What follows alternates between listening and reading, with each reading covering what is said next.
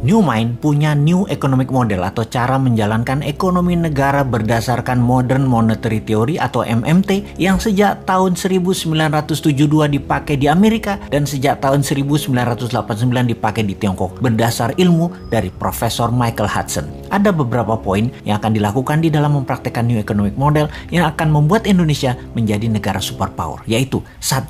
TINA. There is no alternative, yang intinya memaksa uang diam di bank bergerak keluar untuk dijadikan sektor real, produktif, tidak mengendap diam.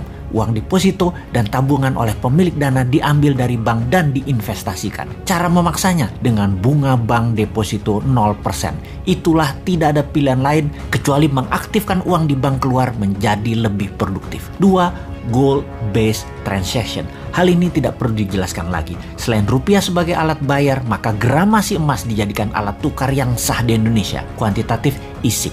Melalui mekanisme printing money berbasis proyek produktif yang diperhitungkan cost accountingnya sejak awal untuk membuat Indonesia menjadi negara superpower di tahun 2045 memerlukan apa saja dan berapa investasinya, lalu diprintkan rupiah senilai proyek tersebut. Kita merinci setiap tahunnya sampai tahun 2045 perlu biaya berapa tanpa uang asing untuk membangun Indonesia untuk menjadi negara superpower. Mulai dari membangun SDM untuk sekolah dan belajar ke luar negeri dikirim ke semua negara yang lebih maju dari Indonesia selama 15 tahun pertama sejak tahun 2024 untuk mengirim 20 juta putra-putri terbaik. Lalu membangun food country, menjadikan Indonesia negara penyuplai makanan terbesar di dunia dengan pupuk dan bibit tanaman terbaik, memiliki industri pertahanan keamanan kelas dunia dengan memiliki 1000 satelit, 1 juta drone untuk berbagai kebutuhan militer hingga pengiriman GoFood, paket penyebaran pupuk, serta pemadaman kebakaran, emergensi angkut obat, dan lain sebagainya. Industri film dibuat sejajar Hollywood pun disubsidi pemerintah untuk propaganda Indonesia. Berapa biaya untuk membuat Indonesia menjadi juara Olimpiade?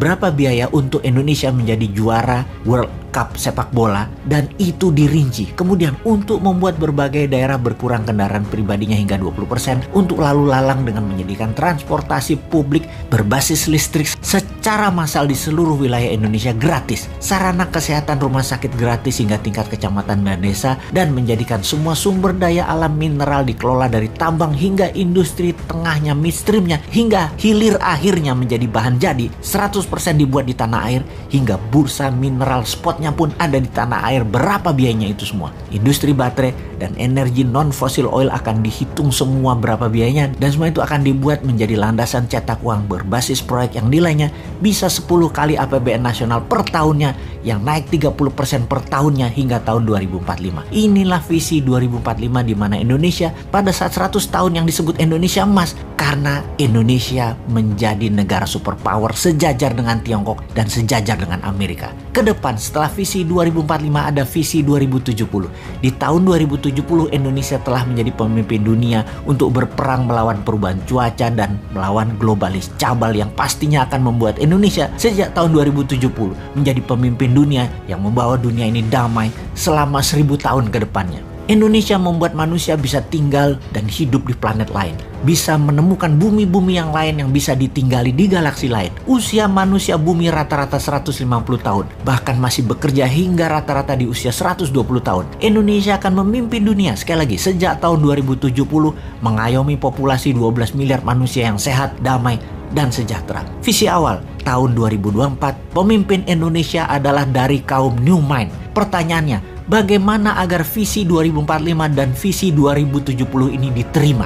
Dan bagaimana agar tahun politik di 2024 konsep New Mind ini ada di platform semua yang akan menjadi calon pemimpin Indonesia ke depan?